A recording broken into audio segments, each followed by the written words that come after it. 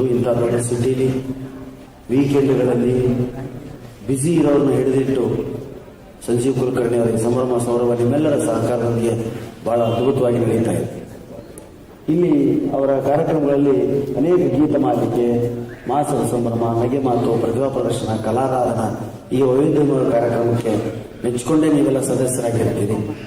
ನಿಮ್ಮ ಮಕ್ಕಳು ಇಲ್ಲಿ ಅನೇಕ ವಿದ್ಯೆಯಲ್ಲಿ ತರಬೇತಿಯನ್ನು ಪಡೀತಾರೆ. ನಗೆಯಲ್ಲಿ ತರಬೇತಿ ಪಡೆಯೋರನ್ನ ಅಥವಾ ನಗಿಸೋದ್ರಲ್ಲಿ ತರಬೇತಿ ಕೊಡೋದಕ್ಕೆ ಸಂಜೀವ್ ಕುಲಕರ್ಣಿ ಪ್ರಯತ್ನ ಮಾಡಬೇಕು. ಅದಕ್ಕೆ ನನ್ನ ಸಹಾಯ ಏನು ಬೇಕೋ ನಾನು ಮಾಡ್ತೀನಿ. ನಗಿಸೋದು ಕೂಡ ಒಂದು ಕೆಲಸ. ಬಹಳ ಜನ ನನಗೆ ಕೇಳ್ತಾರೆ, ಸರ್ ನೀವು ನಗಿಸ್ತೀರಿ, ನಾವು ನಗಿಸ್ಬೇಕು ಜನರನ್ನ, ಆ ಥರ ನಮಗೇನಾದರೂ ಹೇಳ್ಕೊಡಿ ಸರ್ ಅಂತಾರೆ. ಆ ಥರಕ್ಕೊಂದು ಟ್ರೈನಿಂಗ್ ಬೇಕು ಅಂತ ನನಗೆ ಅನಿಸ್ತದೆ. ಯಾಕಂದ್ರೆ ರಾಜ್ಕುಮಾರ್ ಅವರೆಲ್ಲ ಸಿನಿಮಾ ಫೀಲ್ಡಿಗೆ ಬಂದಾಗ ಈ ಫಿಲ್ಮ್ ಇನ್ಸ್ಟಿಟ್ಯೂಟ್ಗಳು ತರಬೇತಿಗಳು ಇರಲಿಲ್ಲ. ಈಗ ಫಿಲ್ಮ್ ಇನ್ಸ್ಟಿಟ್ಯೂಟ್ನಲ್ಲಿ ಅಥವಾ ರಂಗಭೂಮಿ ತರಬೇತಿ ಇರೋರು ಸಿನಿಮಾಗಳಿಗೆ ಬರ್ತಾರೆ. ಇದಕ್ಕೂ ಕೂಡ ತರಬೇತಿಯಿಂದನೇ ಸ್ಟೇಜಿಗೆ ಬರ್ತಿದ್ದಾರೆ ಈಗ ಎಷ್ಟೋ ಸರಿ. ಹೀಗಾಗಿ ಯಾವ ಜೋಕನ್ನು ಯಾರಿಗೆ ಹೇಳಬೇಕು ಅಂತ ಗೊತ್ತಿಲ್ಲದೆ ಅನೇಕ ಸಾರಿ ಈ ಹಾಸ್ಯ ಸಂಜೆಗಳು, ಹಾಸ್ಯಾಸ್ಪದ ಸಂಜೆಗಳಾಗ್ತವೆ. ನಾವು ಆಗದೆ ಯಾರನ್ನೋ ಕಳಿಸಿರ್ತೀವಿ, ಅವ್ರು ನಾವು ಫೋನ್ ಮಾಡಿ ಬೈತಾರೆಯೋ, ಯಾರು ಕಳಿಸ್ಬಿಟ್ರಿ ಸರ್ ನೀವು, ಅವ್ರು ತಾವು ಹೇಳಿದ್ದೆಲ್ಲ ಜೋಕು ಅಂದ್ಕೊಂಡ್ಬಿಟ್ಟಾಗ ಯಾಕೆ ಕಳಿಸಿದ್ವಿ ಅಂತ ನಮಗೆ ನಾವೆಷ್ಟೋ ಸಾರಿ ಬೈಕೊಂಡಿರ್ತೀವಿ. ಜೋಕ್ ಹೇಳಬೇಕಾದ್ರೆ ಮುಖ್ಯವಾಗಿ ಸ್ನೇಹಿತರೆ, ಆ ಜೋಕು ಮೊದಲು ನಿಮಗೆ ಸಂತೋಷವನ್ನು ಕೊಟ್ಟಿರಬೇಕು. ಪ್ರಾಣೇಶ್ ಹೇಳಿದ, ಅರವಿಂದ್ ಹೇಳಿದರು, ಹಿರಣ್ಯ ಹೇಳಿದರು, ದಯಾನಂದ್ ಹೇಳಿದರು ಅಂತ ನಾವು ಅವ್ರು ಹೇಳಿದ್ದನ್ನು ಹೇಳೋದಕ್ಕಿಂತ ಹೆಚ್ಚಾಗಿ ನಿಮಗೆ ಯಾವ ಜೋಕ್ ಸಂತೋಷ ಕೊಟ್ಟಿದೆ ಅದನ್ನು ಹೇಳಿ ಇನ್ನೊಬ್ಬರು ನಗಿಸೋದು ಪ್ರಯತ್ನ ಮಾಡಿ. ಇದು ವಾಟ್ಸಪ್ನೆಲ್ಲ ಬಂದಿದೆ. ನಾನು ನಿನ್ನೆ ಕೇಳಿದೆ, ನಾನು ತುಂಬಾ ನಕ್ಕೆ ಜೋಕನ್ನು ಕೇಳಿ ಅದರೊಂದಿಗೆ ನನ್ನನ್ನು ಆರಂಭ ಮಾಡ್ತೇನೆ. ಹಾಸ್ಯ ಮಾತಾಡ ಏನು, ಗಂಡನ ಮನೆಯಲ್ಲಿ ಬಿಟ್ಟು ಹೆಂಡತಿ ತವ್ರ ಮನೆಗೆ ಹೋಗಿದ್ದು, ಆಕೆಗೆ ಅನುಮಾನ ಮನೇಲಿ ಇದ್ದಾನೋ ಇಲ್ಲ ಗಂಡ. ಇದೆಲ್ಲ ಹೆಂಡತಿಗೆ ಸಹಜ, ಕೆಲವರಿಗೆ ಜಾಸ್ತಿ ಇರ್ತದೆ. ಅವನಿಗೆ ಫೋನ್ ಮಾಡಿದ ತಕ್ಷಣ ಎಲ್ಲಿದ್ದೀರಾ, ಮನೇಲಿದ್ದೀನಿ ಕಣೆ, ಮನೇಲಿದ್ದೀರಾ, ಪ್ರೂಫ್ ಏನು, ಏನ್ ಮಾಡಲಿ ಹೇಳ ಮಾಡೋದು, ಎಲ್ಲಿ ಮಿಕ್ಸಿ ಹಾಕಿ ನೋಡೋಣ, ಮಿಕ್ಸಿ ಸ್ಟಾರ್ಟ್ ಮಾಡ್ತಾರೆ, ಹಾ ಮನೇಲಿದ್ದೀರಾ, ವೆರಿ ಗುಡ್, ಸಂತೋಷ. ಮತ್ತೆ ಮರು ದಿವಸ ಫೋನ್ ಮಾಡಿ, ಎಲ್ಲಿದ್ದೀರಾ, ಮನೇಲಿದ್ದೀರಿ ಕಣೆ, ಎಲ್ಲಿ ಮಿಕ್ಸಿ ಹಾಕಿ ಅಂತ, ಸಂತೋಷ. ಒಂದು ವಾರ ಆಯ್ತು, ಸಂತೋಷ ಆಯ್ತು. 3-4 ದಿವಸ ಟೆಸ್ಟ್ ಮಾಡಿದ್ರು, ಬಿಟ್ಲ. ಆಮೇಲೆ ಒಂದು ವಾರ ಆದ್ಮೇಲೆ ಊರಿಂದ ಬಂದು, ಮಗ ಮನೇಲಿದ್ದ, ಎಲ್ಲ ನಿಮ್ಮಪ್ಪ ಮನೇಲಿಲ್ಲ, ಎಲ್ಲೋಗಿದ್ದಾರೆ, ಒಂದು ವಾರ ಆಯ್ತು ಮಗ ಮಿಕ್ಸಿ ತಗೊಂಡು ಎಲ್ಲೋ ಹೋಗ್ಬಿಟ್ಟ. ಐಡಿಯಾ ಬಂತ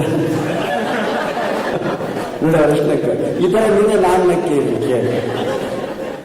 ಅಂದ್ರೆ ನೀವು ಹೆಂಡಂದ್ರು ಎಷ್ಟು ಚಾಪೆ ಕೆಳಗೆ ತೂರೋದಕ್ಕೆ ಪ್ರಯತ್ನ ಮಾಡ್ತೀರೋ, ನಾವು ಗಂಡಂದ್ರಷ್ಟು ರಂಗೋಲಿ ಕೆಳಗೆ ತೂರೋದಕ್ಕೆ ಪ್ರಯತ್ನ. ನೀವು ಸುಮ್ಮನೆ ಬಿಟ್ಟು ಬಿಡಿ ನಮ್ಮನ್ನ, ನಾವೇನು ಮಾಡೋದು, ಏನೋ ಮಾಡ್ತೀವಿ ಅಂತ ಅಂದ್ಕೊತೀರಲ್ಲ, ಖಂಡಿತ ಮಾಡ್ತೀವಿ ನಾವು. ಛಲ ಬರುತ್ತೆ. ಅದಕ್ಕೆ ಜೀವನ ಬರೀ ಒಲವಿನಿಂದ ನಡೀತಾ ಇಲ್ಲ, ಛಲದಿಂದ ಕೂಡ ನಡೀತಾ ಇದೆ. ಬೇಡವಾದ ಗಂಡನ ಜೊತೆ ಇರುವಂತದ್ದು ಒಲವಲ್ಲ, ಛಲ. ಒಲವೋ ಛಲವೋ ಅಂತ ಹಾಡಿದ್ರು, ಬಹಳ ಒಳ್ಳೆ ಹಾಡು. ಆ ಹಾಡನ್ನು ಕೇಳಿದಾಗೆಲ್ಲ ಮನಸ್ಸು, ಬಹಳಷ್ಟು ಜನ ಗಂಡಂದ್ರು ತಮ್ಮ ಹೆಂಡಂದ್ರ ಜೊತೆ ಒಲವಿನಿಂದ ಇರಲ್ಲ, ಛಲದಿಂದ ಇರ್ತಾರೆ. ಬಹಳಷ್ಟು ಜನ ಛಲದಿಂದ ಇರಲ್ಲ, ಒಲವಿನಿಂದ ಇರೋದು ಕಡಿಮೆ ಆಗಿದೆ ಇತ್ತೀಚೆಗೆ. ಛಲನೇ ಜಾಸ್ತಿ. ನೋಡೋಣ ಗಡ್ಡಿ ಮಗ ಅದೆಷ್ಟು ದಿವಸ ನಮ್ಮ ಜೊತೆ ಬಾಳ್ವೆ ಮಾಡ್ತಾನೆ ನೋಡೋಣ ಅಂತ ಅವನು ಇರ್ತಾನೆ, ನೋಡೋಣ ಇಲ್ಲ ಅದೆಷ್ಟು ಕಾಡ್ತಾಳೆ ನನ್ನಂತ ಅವನು. ಹೀಗೆ ಜುಗುಲ್ ಬಂದಿ ಸಂಗೀತದಲ್ಲಿ ಆ ಮಗು ಬಹಳ ನನಗಿಂತ ಒಳ್ಳೆ ನಾಟಕಕಾರ ಆಗ್ತದೆ ಆ ಮಗು ಮುಂದೆ. ಅದಕ್ಕೆ ಹಾಸ್ಯಕ್ಕೆ ಹೆಂಡತಿ ಮತ್ತು ಗಂಡ ಅಥವಾ ಮನೆ ಬಹಳ ಒಳ್ಳೆ ಮಾಧ್ಯಮ. ನಾವು ಮನೆಯಿಂದಲೇ ಹಾಸ್ಯ, ಚಾರಿಟಿ ಬಿಗಿನ್ಸ್ ಎಟ್ ಹೋಮ್ ಅಂದ ಹಾಗೆ ಹಾಸ್ಯ ಕೂಡ ಮನೆಯಿಂದಲೇ ಆರಂಭ ಆಗ್ಬೇಕು. ಸರಿ, ಹಾಸ್ಯಕ್ಕೆ ಇಂಥದೇ ಅಂತಿಲ್ಲ. ನಾನು ಬೇಕಾದ್ರೆ ಸರಿ ಹೇಳಿದ್ದೀನಿ, ಗಂಡ ಯಾವಾಗಲೂ ಮಾತಾಡ್ಬೇಡಿ, ನಮ್ಮ ಅಪ್ಪ ಅಮ್ಮ ಹೇಳಿದ್ರು ಅಂತ, ನಿನ್ನನ್ನು ನೋಡ್ದೇನೆ ಮದುವೆ ಮಾಡಬೇಕು. ಇದೊಂದು ನಮ್ದು ಅಸ್ತ್ರ. ನಮ್ಮಪ್ಪ ಅಮ್ಮ ಹೇಳಿದ್ರು ಅಂತ ನಿನ್ನನ್ನು ನೋಡದೆ ಮದುವೆ ಮಾಡ್ಕೊಂಡೆ. ಅವ್ರಿಗೂ ಕೇಳಿ ಕೇಳಿ ಬೇಜಾರಾಗೋಯ್ತು. ಒಂದು ದಿವಸ ಅವ್ರು ಒಂದೇ ಒಂದು ಮಾತಾಡಿದ್ರು, ನಾನು ಅಷ್ಟೇ ರೀ, ನಿಮ್ಮನ್ನು ನೋಡಿನೂ ಮಾಡ್ಕೊಂಡೆ. ಹೌದಾ? ಇದಕ್ಕಿಂತ ಅದ್ಭುತವಾದಂತಹ ಉತ್ತರ ಇನ್ನೊಂದಿಲ್ಲ. ಅವತ್ತಿಂದ ನಾವು ಮಾತಾಡಲಿಲ್ಲ. ಅದಕ್ಕೆ ಇತ್ತೀಚೆಗೆ ಗಂಡ ಹೆಂಡತಿ ಇಬ್ಬರು ಎಜುಕೇಟೆಡ್ ಆಗ್ತದೆ, ಆಗಬೇಕು. ಅಭಿರುಚಿಗಳು ಭಿನ್ನ ಆದಾಗ ಬಹಳ ಕಷ್ಟ. ಅಭಿರುಚಿಗಳು ಒಂದೇ ಆದ್ರೆ ಅಂತ ದಾಂಪತ್ಯ ಬಹಳ ಚೆನ್ನಾಗಿರ್ತದೆ. ಇಲ್ಲಿ ನೋಡಿ, ಅನೇಕ ಜನ ಜೊತೆಯಾಗಿ ಬಂದಿದ್ದೀರಲ್ಲ, ದಂಪತಿಗಳೇ ಬಂದವ್ರ ಕೈ ಎತ್ತಿ ನೋಡೋಣ. ಎಲ್ಲರೂ ಅವರೇ ಇದ್ದೀರ. Very good. ಒಂದೇ ಅಭಿರುಚಿ ಇರೋರು ಅಂತರ್ನೇ ಸಂಭ್ರಮ ಸಾವಿರ ಹುಡುಕಿ ಸದಸ್ಯರು ಮಾಡ್ಕೊತಾರೆ ಅಂತ ನಾನು ಭಾವಿಸ್ತೀನಿ. ಇಲ್ಲಾಂದ್ರೆ ಪೇಂಟಿಂಗ್ ಈ ಥರದ್ದೆಲ್ಲ ಆಸಕ್ತಿಗಳು ಬಂದು ಕೂತಿರ್ತಾರೆ. ಇವ್ರಿಗೆ ಬೇಕಿಲ್ಲ, ಹೊರಗಡೆ ನಿಂತಿರ್ತಾರೆ.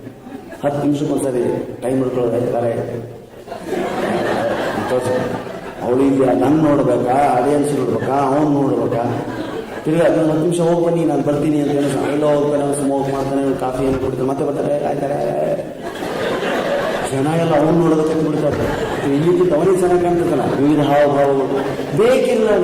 ಕೆಲವರು ಹೇಗಿರ್ತಾರೆ, ಹೆಂಡತಿನ ಕರ್ಕೊಂಡೋಗಿ ಅವ್ರ ಮನೆಗೆ ಬಿಟ್ಟು ಮತ್ತೆ ಅವರ ಬರ್ತಿರ್ತಾರೆ. ಇರಿಯಂತ ದುರಂತ ಹೆಣ್ಣಿಂದು ಅಂದ್ರೆ ಅದಕ್ಕೆ ಬೆಂಗಳೂರಿನಲ್ಲಿ ಆ ಥರದ್ದು ನಮ್ಮ ಕಡೆ ಜಾಸ್ತಿ ಅಂತ. ಹೆಣ್ಣು ಮನೆಯಲ್ಲೇ ಇರಬೇಕು ಅಂತಕ್ಕಂಥ ಕಂಡೀಷನ್ ಉತ್ತರ ಕರ್ನಾಟಕದಲ್ಲಿ ಜಾಸ್ತಿ. ಇಲ್ಲಿ ನಡಿ ಹೋಗೋಣ, ಏನಾದ್ರು ತಿಳ್ಕೊಂಡ್ಬರೋಣ. ನಾನು ನಿಜ, ನೀವು ಉತ್ಪ್ರೇಕ್ಷ ಅಲ್ಲ. ಬೆಂಗಳೂರು ಕೇವಲ ಉದ್ಯಾನ ನಗರಿ ಆಗಿಲ್ಲ, ಸಾಂಸ್ಕೃತಿಕ ನಗರಿ, ಫಂಕ್ಷನ್ಗಳ ನಗರಿ, ಕಾರ್ಯಕ್ರಮಗಳ ನಗರಿ. ಅನೇಕ ಅಭಿಧಾನಗಳನ್ನು ನಾವು ಕೊಡ್ಬೋದು ಈ ಊರಿಗೆ. ಎಲ್ಲ ಹವ್ಯಾಸ ನಾವು ಬರ್ತಾ, ನಾವು ನಮ್ಮ ಸೋಮಶೇಖರ್ ಅವರು ನಮ್ಮ ಕರೆಯೋದಕ್ಕೆ ಹೋಗಿದ್ರು ಕಾರಲ್ಲಿ, ಸಾಫ್ಟ್ವೇರ್ ಇಂಜಿನಿಯರ್ ಅಂತ. ಹಾಗನ್ನಿಸ್ಲಿಲ್ಲ ಅವ್ರ ಮಾತು ಕೇಳಿದ್ರೆ. ಯಾಕಂದ್ರೆ ಸಾಫ್ಟ್ವೇರ್ ಇಂಜಿನಿಯರ್ಗಳು ಮಾತಾಡಲ್ಲ. ಅವ್ರ ಜೊತೆ ದಾರಿ ಉದ್ದಕ್ಕೂ ಮಾತಾಡ್ತಾ ಬಂದು ಅವಾಗಲೇ ಇಲ್ಲ ನೀವು ಸಾಫ್ಟ್ವೇರ್ ಇಂಜಿನಿಯರಿಂಗ್ ಅಪವಾದ, ಈ ಸಾಫ್ಟ್ವೇರ್ ಇಂಜಿನಿಯರ್ ಇದೀರಾ ಅಂತ ಭಾವಿಸ್ತೀನಿ. ಮಾತಾಡಿದ್ರೆ ಅವರು ಅದು ಯಾಕೆ ಹಾಗಾಗಿರ್ತಾರೋ ಗೊತ್ತಿಲ್ಲ. ನಾವು ಬಹಳ ಹಳೆಯ ಜೋಕ್ ಹೇಳ್ತಿದ್ವಿ, ಭಾವನೆಗಳನ್ನೇ ಕಳ್ಕೊಂಡಿರ್ತಾರೆ. ಈ ಸಾಫ್ಟ್ವೇರ್ ಇಂಜಿನಿಯರ್ ಲವ್ ಮಾಡೋ ಹುಡುಗಿರು ಬಹಳ ಹುಷಾರಾಗಿದೆ. ಯಾಕಂದ್ರೆ ಏನೂ ಹೇಳೋದಿಲ್ಲ ಅವರಿಗೆ. ಸಾಹಿತ್ಯ ಗೊತ್ತಿರಲ್ಲ, ಭಾವನೆಗಳಿರಲ್ಲ, ಏನೋ ಒಂದು ಮೂಡಲ್ಲಿ ಇರ್ತಾರೆ. ಒಂಥರ ಮನಮೋಹನ್ ಸಿಂಗ್ ನೋಡೋದಲ್ಲ.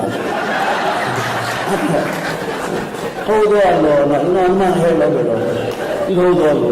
ಇದಕ್ಕೆ ನನಗೆ ಬೇಕಾದಷ್ಟು ಅನುಭವಗಳಿವೆ.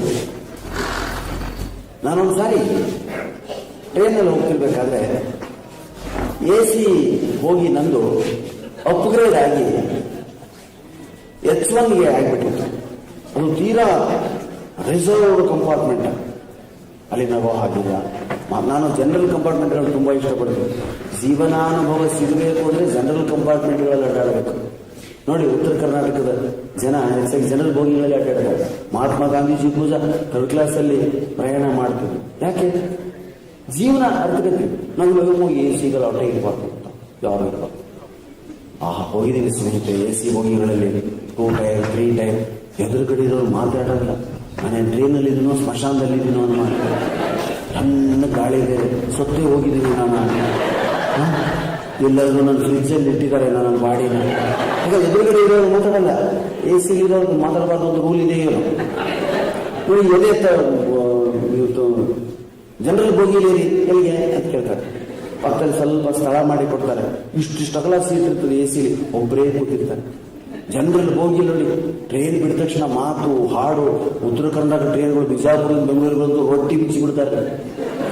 ಇಡೀ ಬೋಗಿ ತುಂಬ ಗುರಳು ಪುಡಿ, ಮೊಸರಿನ ವಾಸನೆ. ಅಲ್ಲೇ ಉಳ್ಳಾಗಡ್ಡಿ ಜಜ್ತಾರ, ಬೆಳ್ಳುಳ್ಳಿ ಜಜ್ತಾರ, ಏನ ಘಮಘಮ ಹಾಡು ಹಾಡ್ತಾರೆ.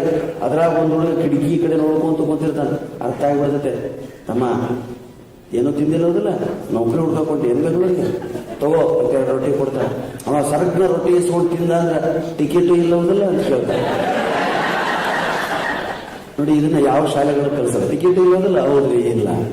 ನೌಕರಿ ಹುಡುಗಪಟ್ಟು ಏನಪ್ಪ ಅಮ್ಮನ ಮೇಲೆ ಸಿಟ್ಟಾಗಿ ಅದು ರೊಟ್ಟಿ ತಿನ್ನು ಟಿಕೆಟ್ ಕೇಳಕ್ ಬಂದಾಗ ಏನೋ ಚಿಂತೆ ಮಾಡಬೇಡ, ಟಿಕೆಟ್ ಕೇಳಕ್ ಅವ ಬರಲಿ, ನಾವೆಲ್ಲ ನೋಡ್ಕೊತೀವಿ. ಧೈರ್ಯ ಕೊಡ್ತಾರೆ, TC ಧೈರ್ಯ. ಅವ TC ಅದನ್ನ ಗೊತ್ತಾಗಲೇ ಅವನ ಕೈಯಲ್ಲಿ ಡೋಲಕ್ ಕೊಟ್ಟು ಬಿಡ್ತಾರೆ, ಬಾರಿಸಿದ್ವಿ. ನಾವು ಹಾಡು ಹಾಡ್ತೀವಿ, ಚೆನ್ನಪ್ಪ ಚೆನ್ನಗೌಡ ಕುಂಬರ ನೀವು ಬಾರ್ಸಕ್ಕೆ ಬಿಡ್ತಾರೆ. TC ಬಂದು ಟಿಕೆಟ್ ಬಾರ್ಸಕ್ಕೆ ಆಮೇಲೆ ಕೊಡ್ತಾನೆ. ಅದು ಒಂದು ಬರೋದ ಕಷ್ಟ ಆಯ್ತು. ಒಂದು ಹೋಗಿ ಹೋದಾಗ ಏನ್ ಬರ್ತಾರೆ, ಟಿಕೆಟ್ ಬೆಂಗಳೂರಿಗೆ ಬಂದ್ಬಿಟ್ಟಾವ. ಈ ಸುಮಧುರ ಬಾಂಧವ್ಯ, ಈ ಭಾವನೆಗಳನ್ನ ಅರ್ಥ ಮಾಡ್ಕೊಳ್ಳೋದು AC ಆಗಿ ಸಾಧ್ಯ. AC ಆಗಿ ಮಾತಾಡೋದು ಬರೀ ಹಿಂಗ್ ಮಾಡ್ತಾರೆ. ನಿಮ್ಗೆ ಎಲ್ಲಿ ಜನ ಬರ್ತೀವಿ ಅಂತ ನಾವು ಅಲ್ಲೆಲ್ಲ ದಾರಿಯಾಗಿ ಹಿಡಿದಿದ್ರೆ ಹಿಂಗ್ ಅನ್ಬೇಕು, ಲಾಸ್ಟ್ ಹಿಂಗ್ ಅನ್ಬೇಕು. ಎಲ್ಲ ಸೊನ್ನೆ ಮೇಲೆ ಯಾಕೆ ಬೇಕು? ಅದಕ್ಕೆ ಮಕ್ಕಳಿಗೆ ಜೀವನಾನುಭವ ಅಂದ್ರೆ ಸಾಮಾನ್ಯ ಜನರನ್ನು ತೋರಿಸ್ಬೇಕು ಅಂತಿದ್ರೆ ಅರ್ಥ. ನಮ್ಮ ಮಕ್ಕಳು ಬಹಳ ಹೈಫೈ ಬೆಳೆಸ್ತೀವಿ ನಾವು. ಎಲ್ಲೂ ಹೊರಗೆ ಬಿಡಂಗಿಲ್ಲ, ಎಲ್ಲೂ ಹೋಗಂಗಿಲ್ಲ, ಮನೆಗೆ ಎಲ್ಲ ತಂದು ಕೊಡೋದು. ಜಾತ್ರೆ ತೋರಿಸಿ ರಶ್ ಇರುತ್ತೆ ಗೊತ್ತಾ, ಗಲಾಟೆ ಇರುತ್ತೆ ಗೊತ್ತಾ. ಮಕ್ಕಳಿಗೆ ಗಲಾಟೆ ಗೊತ್ತಾಗಬೇಕು. ಈಗ ಒಂದು 20 ವರ್ಷದಿಂದ ಮಕ್ಕಳ ಜನಜೀವನವನ್ನು ಅಥವಾ ಆರೋಗ್ಯವನ್ನ, ಈಗಿನ ಮಕ್ಕಳ ಜನಜೀವನ ಆರೋಗ್ಯವನ್ನು ಗಮನಿಸಿ ನೀವು. ಈಗಿನ ಮಕ್ಕಳು ತುಂಬಾ ಡೆಲಿಕೇಟ್, ಆಟ ಆಡಲ್ಲ, ಮಾತಾಡಲ್ಲ. ಬರೀ ಇಷ್ಟು ಸೂಕ್ಷ್ಮ ಅಂದ್ರೆ ಒಂಚೂರು ಈ ಮಳೆಗೆ ನೆಗಡಿ ಆಗುತ್ತೆ. ಹೌದಾ? ನಾವುಗಳೆಲ್ಲ ಸೇರಿ ನಮ್ಮ ಕಡೆ ಬರಬೇಕು. ನೀವು ಸಣ್ಣ ಸಣ್ಣ ಮಕ್ಕಳು ಈ ಮರಳು ತೆಗಿತಾರೆ, ಮರಳು ಮಾಫಿ ಅಂತ. ಈಗ ಅವಾಗ ಮಾಮೂಲು ಮರಳು ಹಳ್ಳದಲ್ಲಿ ಮರಳು ತೆಗಿಯೋದು, ಸಲಿಕಿ ಕೈಯಾಗಿ ಹಿಡ್ಕೊಂಡು ಹಳ್ಳದಾಗ ಇಡೀ ಅನಾಮತ ಮುಣಿಗೆ ಮರಳು ತಗೊಂಡು ಬಂಡಿಗೆ ಹಾಕೊಂಡು ಅವ್ರಿಗೆ ಒಂದು ದಿವಸಕ್ಕೆ ನೆಗಡಿ ಆಗ್ತಿರ್ಲಿಲ್ಲ. 12 ತಾಸು ನೀರಾಗಿರ್ತಿದೆ ಅಂದ್ರೆ ಬಾಡಿ ಅದಕ್ಕೆ ಅಡಿಕ್ಟ್ ಆಗಿಬಿಟ್ಟಿತ್ತು, ಸೆಟ್ ಆಗಿಬಿಟ್ಟು. ಇವಾಗಮ್ಮ ಎಲ್ಲೂ ಕಳಿಸಿ, ಮಮ್ಮಿ ನಾನು ರನ್ನಿಂಗ್ ರೇಸ್ಗೆ ಹೋಗ್ತಾ ಇದ್ದೀನಿ, ನನಗೆ ಆಶೀರ್ವಾದ ಮಾಡುವ ಒಂದು ಮಗ. ಅದಕ್ಕೆ ತಾಯಿ ಏನು ಅನ್ಬೇಕ್ರಿ, ಮೆಲ್ಲಗೆ ಓಡಪ್ಪ, ಫಸ್ಟ್ ಬರಕ್ಕೆ ಸಾಧ್ಯ. ನಾನು ಆಟಗಳಂತೂ ಬೆಂಗಳೂರಿನಲ್ಲಂತೂ ಆಡೋದಕ್ಕೆ ಸಾಧ್ಯ ಇಲ್ಲ. ಏನು ನಿಮ್ಮ ಅಂಗಳಗಳೇ ಇಲ್ಲ. ನೀವು ರಂಗೋಲಿ ಹಾಕ್ತೀರಾ ಯಾರಾದ್ರೂ ಮನೆ ಮುಂದೆ? ಅಂಗಳ ಇದೆಯಾ? ಫಸ್ಟ್ ಅಂಗಳ ಇದೆಯಾ ಅದನ್ನ ಕೆಲಸ ಮಾಡ್ತಾರೆ. ಎಲ್ಲೆಲ್ಲೋ 3-3, 5-5, 6-6 ಅಂತಸ್ತುಗಳಲ್ಲಿ ಇರ್ತೀರಾ. ಅಪಾರ್ಟ್ಮೆಂಟ್ಗಳಲ್ಲಿ ಏನಿರುತ್ತೆ? ಏನೂ ಇಲ್ಲ.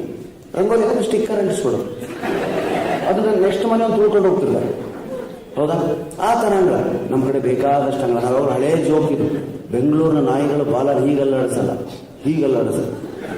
ಹೀಗಲ್ಲಾಡಿಸಿದ್ರು ಕೂಡ ಗೋಡೆಗಳಿಗೆ ಬಡಿತದೆ. ಇಲ್ಲಿ ಪಕ್ಕದಲ್ಲಿ ಅಯ್ಯೋ ನಿಮ್ಮ ಟಾಮಿ ಟೇಲ್ ನಮ್ಗೆ ವಾಳ ಬಡಿತಾ ಇದೆ ಗೊತ್ತಾ ಅಂತ ಕಂಪ್ಲೇಂಟ್.